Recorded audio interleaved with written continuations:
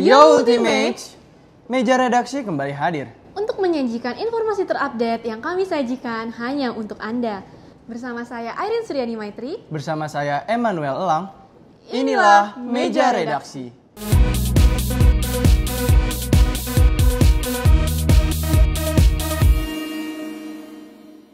Ultimates, kestabilan nilai rupiah terganggu akibat kurs rupiah yang melonjak naik di angka Rp16.000 per dolar. Melemahnya kurs rupiah ini menjadi tekanan yang besar bagi perekonomian Indonesia. Mengingat nilai tukar rupiah tercatat berada di level terendah sejak 2020 lalu. Lantas, bagaimanakah kondisi perekonomian Indonesia saat ini? Mari kita simak liputannya. Ultimates, di tengah gejolak ekonomi global, Indonesia kembali mengalami tekanan besar pada nilai tukar mata uangnya. Kestabilan nilai rupiah yang tercatat berada di rentang Rp13.000 sampai Rp14.000 per dolarnya melonjak naik di angka Rp16.000 per dolarnya. Nilai tukar rupiah tercatat berada di level terendah sejak 4 tahun terakhir, dimulai dari tahun 2020 lalu. Per tanggal 13 April 2024, Google Finance mencatat kurs rupiah berada di level 16.117 per 1 dolar Amerika Serikat. Sementara itu, per tanggal 12 April 2024, nilai mata uang rupiah tercatat dengan nilai 16.147 per 1 dolarnya. Nilai tukar rupiah diperkirakan akan terus melemah dalam jangka waktu yang panjang. Hal ini disebabkan oleh beberapa faktor, seperti menguatnya perekonomian di negara Amerika Serikat, ketidakpastian perekonomian dunia, suku bunga yang tinggi, situasi politik akibat pemilu, dan kegiatan libur lebaran di tahun 2024 ini. Penurunan mata uang negara Indonesia menyebabkan dampak yang cukup besar baik di lingkup internasional maupun dalam negeri.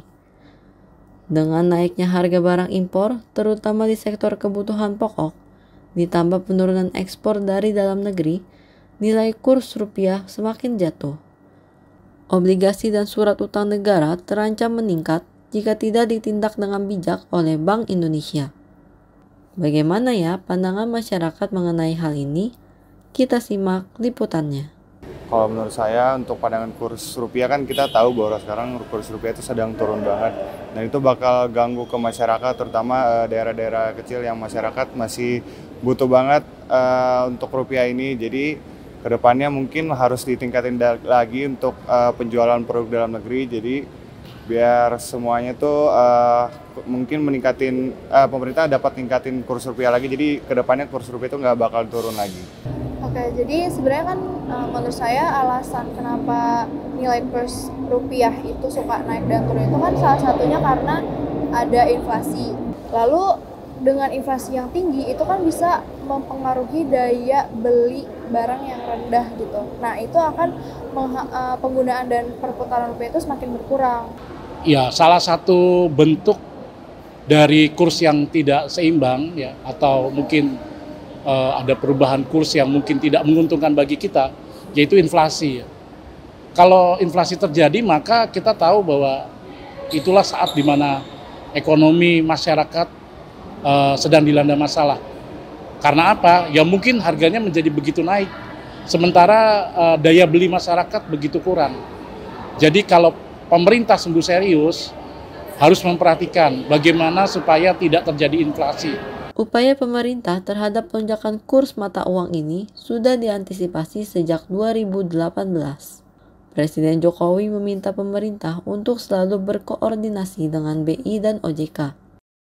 Lantas, bagaimana tanggapan ahli terkait masalah kurs rupiah ini?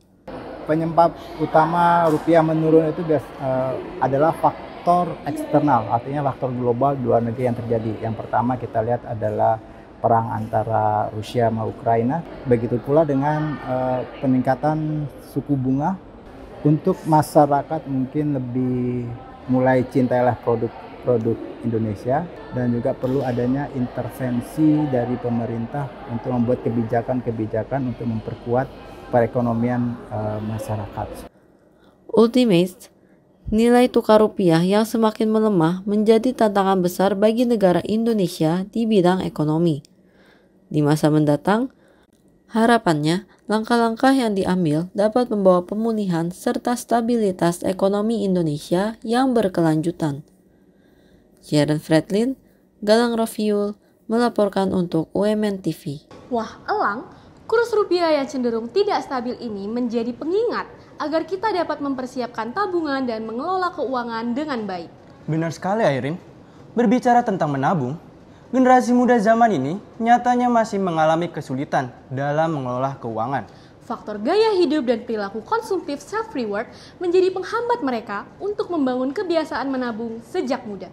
Lantas, apa solusi yang tepat untuk membangkitkan kebiasaan menabung kaum Gen Z? Berikut liputan selengkapnya. Ultimates. Generasi muda seringkali mengalami kesulitan dalam mengelola keuangan. Bahkan kesadaran tentang pentingnya menabung seringkali diabaikan.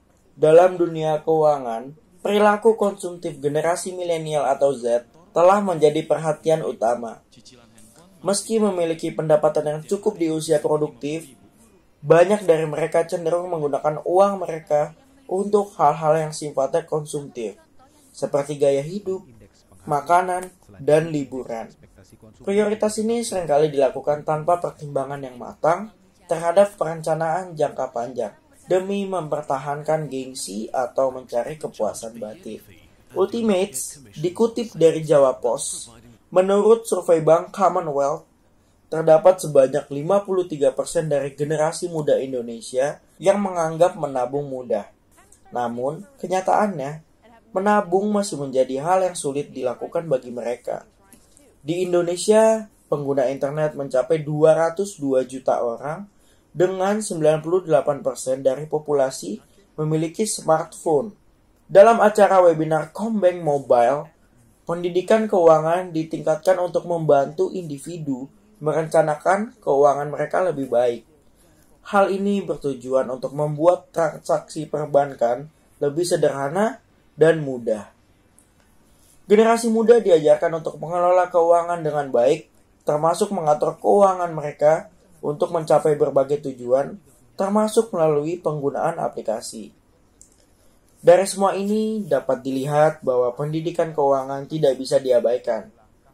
Lantas, bagaimanakah tanggapan ahli terkait pendidikan keuangan yang seharusnya dimiliki oleh generasi muda saat ini? Berikut wawancara kami dengan Charlie Cokrodinata, seorang dosen yang memiliki keterkaitan dengan bisnis dan budaya. Dulu pengeluarannya apa saja? Kalau pengeluarannya sudah sampai 95% atau 100% atau lebih ya, artinya pengeluarannya yang mesti diturunin, tabungannya yang mesti dijadikan prioritas. Jadi misalnya contohnya pengeluaran kalian sampai 1 koma berapa ya? Kalau 10% itu sampai 1,8 ya. Jadi sisanya 10% pengeluaran 90% dari 2 juta, 1,8 juta, sisanya 200.000.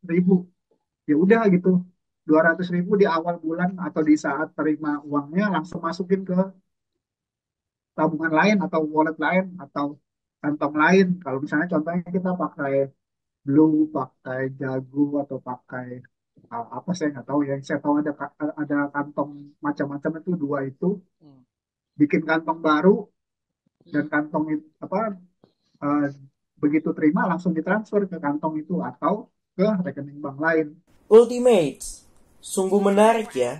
Perspektif dari seorang ahli mengenai pengelolaan keuangan pada generasi muda. Namun, bagaimanakah generasi muda menanggapi hal tersebut? Seperti yang kita ketahui, kita sebagai Gen Z merupakan generasi yang paling sering terekspos dengan media sosial. Hal ini yang membuat kita secara langsung maupun tidak langsung akan terekspos dengan berbagai macam hal. Entah itu marketplace ataupun promosi di media sosial.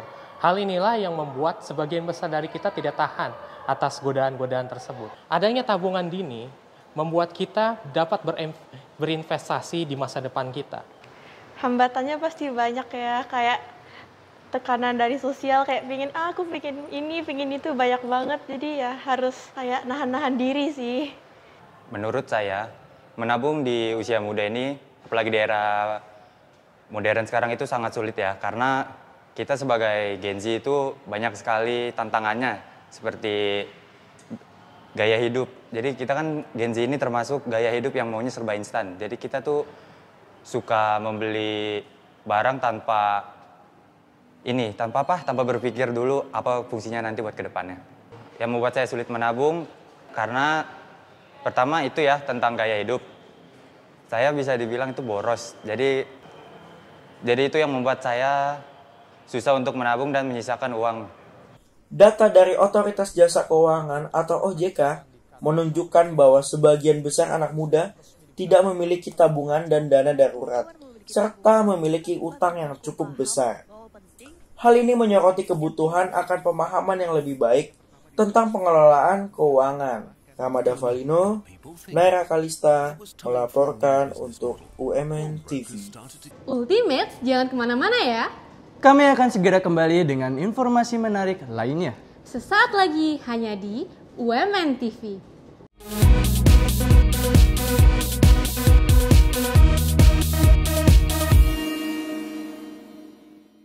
Ultimates, popularitas film horor di Indonesia mengalami peningkatan drastis selama periode Lebaran.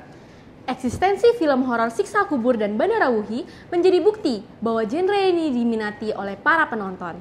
Lantas, apa yang membuat genre tersebut menarik? Mari kita simak liputannya. Ultimates, menjelang libur Lebaran, popularitas film horor di Indonesia tampaknya terus meningkat. Film-film seperti Siksa Kubur dan Bandara Wuhi menarik perhatian penonton dengan jumlah pemirsa yang meningkat secara signifikan selama periode liburan. Menurut data dari Asosiasi Perfilman Indonesia, film-film horor telah menjadi salah satu genre yang paling diminati oleh penonton Indonesia dalam beberapa tahun terakhir. Hal ini menunjukkan bahwa minat penonton terhadap film horor masih tetap kuat, bahkan semakin meningkat seiring waktu. Siksa Kubur dan Bandara Wuhi menjadi bukti nyata bahwa genre horor terus mendapat sambutan hangat dari penonton Indonesia. Dengan alur cerita yang menegangkan, efek visual yang menakjubkan, dan akting para pemain yang memukau, kedua film ini berhasil menarik perhatian penonton dari berbagai kalangan.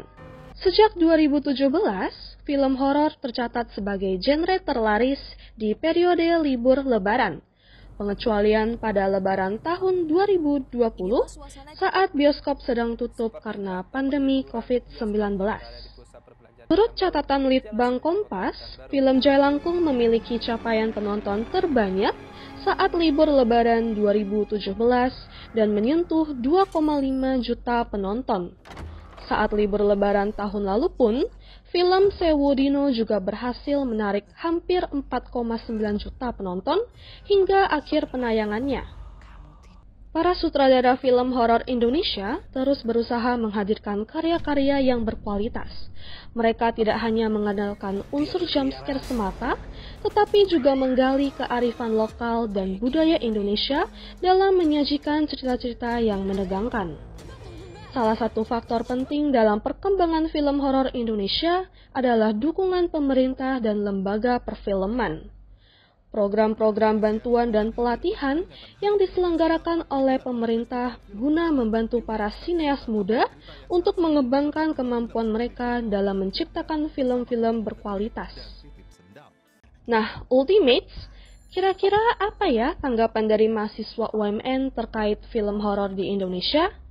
Mari kita simak liputannya. Menurut saya film-film horor di Indo itu bagus, cuman apa ya, terkesan gitu-gitu aja dan kurang bervariatif gitu ceritanya, terus latar tempatnya gitu-gitu. Kurang begitu suka karena itu apa ya, ceritanya kadang stuck di situ-situ aja, terus terlalu monoton, kurang beda gitu. Iya, kurang beda. Sebenarnya film-film horor di Indonesia ini udah cukup baik dari segi sinematiknya, editingnya. Namun mungkin ada beberapa aspek yang bisa diperbaiki karena terkadang tuh di film-film horor di Indo tuh ada kebocoran suara atau mungkin ada orang-orang yang nggak penting tuh suka lewat di latar belakang gitu, mungkin kebocoran seperti itu yang mungkin bisa diperbaiki. Jadi ada beberapa film horor Indonesia yang aku tonton di bioskop, itu kayak ada filmnya Silam, terus ada juga yang terakhir KKN Desa Penari. Untuk film-film horor Indonesia memang lagi terkenal ngetren banget untuk beberapa tahun belakangan ini, kayak banyak yang suka. Tapi kalau untuk aku personally sih, aku kurang suka sih untuk horor Indonesia sih. Menurut aku kayak kurang cocok aja sih gitu. Mungkin kayak udah klise, udah biasa gitu. Terus menurut aku kurang realistis kadang ceritanya dan diulang-ulang gitu loh. Setannya itu lagi aja. Gitu. Menurut Adrian Jonathan Pasaribu dan pemimpin kajian film Cinema Poetica, alasan film horor diminati oleh banyak orang adalah masyarakat Indonesia dapat dengan mudah tertarik untuk datang ke bioskop dan menonton film horor tanpa tahu latar belakang apapun terkait filmnya. Selain itu, film horor Indonesia seringkali memadukan unsur budaya lokal dengan kisah-kisah yang menegangkan. Dengan memanfaatkan mitos dan legenda dari berbagai daerah di Indonesia, film-film horor mampu menciptakan suasana mencekam yang lebih dekat dengan pengalaman dan keyakinan masyarakat setempat. Faktor kepercayaan juga turut menjadi alasan film horor Indonesia diminati. Banyak masyarakat Indonesia yang mempercayai adanya hal-hal gaib dan kekuatan supranatural, sehingga film horor menjadi sarana untuk menggali ketakutan dan rasa penasaran terhadap dunia spiritual.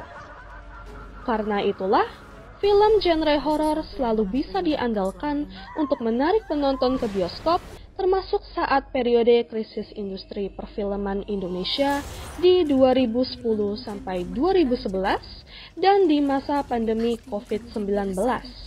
Michelle Angelina Mark, Victoria Nedin Gunawan, melaporkan untuk UMN TV. Keren sekali ya Irin.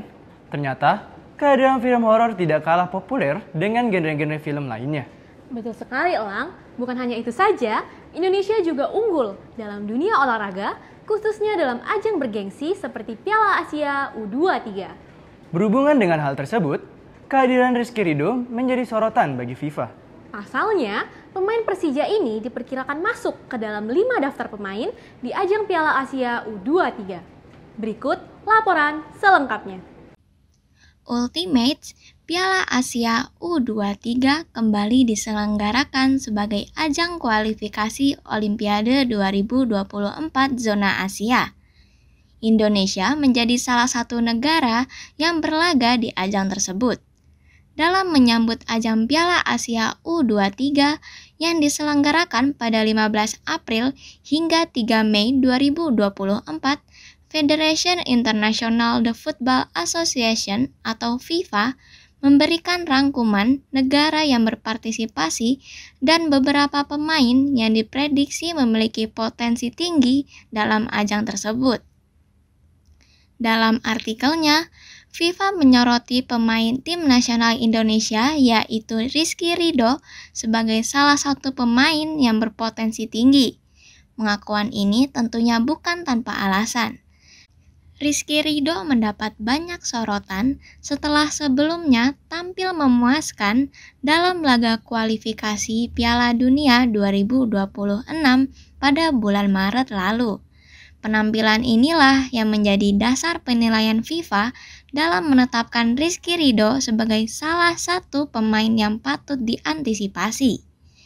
Bagaimana tanggapan masyarakat terhadap pengakuan FIFA pada potensi Rizky Ridho dalam ajang Piala Asia U23 dan harapan masyarakat pada tim nasional Indonesia yang akan berlaga di ajang tersebut? Berikut hasil wawancara kami dengan para pecinta sepak bola. Jujur aku nggak sering sih, maksudnya beberapa waktu belakangan ini sering nonton timnas. Dan menurut aku Rizky Ridho salah satu bek Indonesia yang punya potensi yang baik, terlebih lagi dia masih muda kan ya.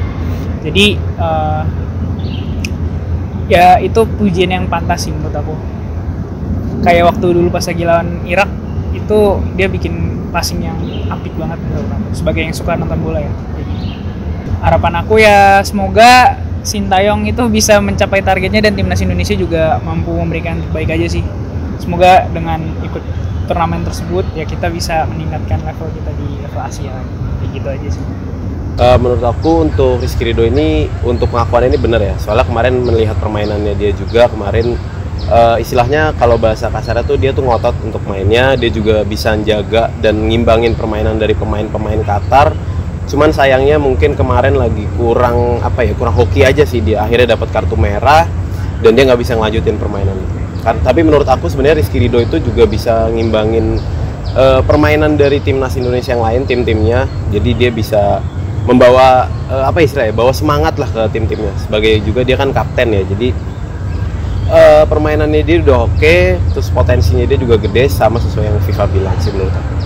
Harapan aku sih semoga Indonesia bisa main maksimal.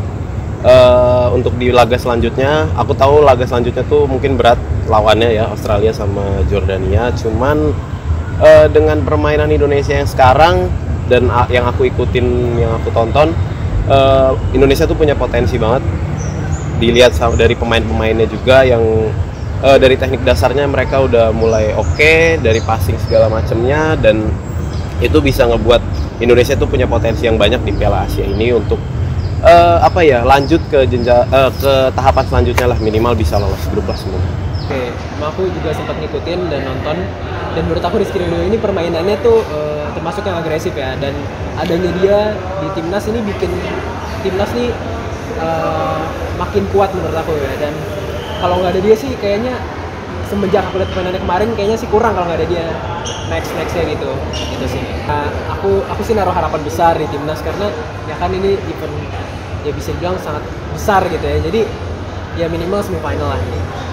Penampilan Rizky Ridho bersama tim nasional Indonesia dalam Piala Asia 2024 mendapat dukungan penuh dari masyarakat, khususnya penggemar sepak bola Indonesia. Hal ini juga meningkatkan harapan kepada tim nasional Indonesia untuk bisa maju ke babak yang lebih jauh. Larissa Ika, Hakam Natalegawa, melaporkan untuk UMN TV.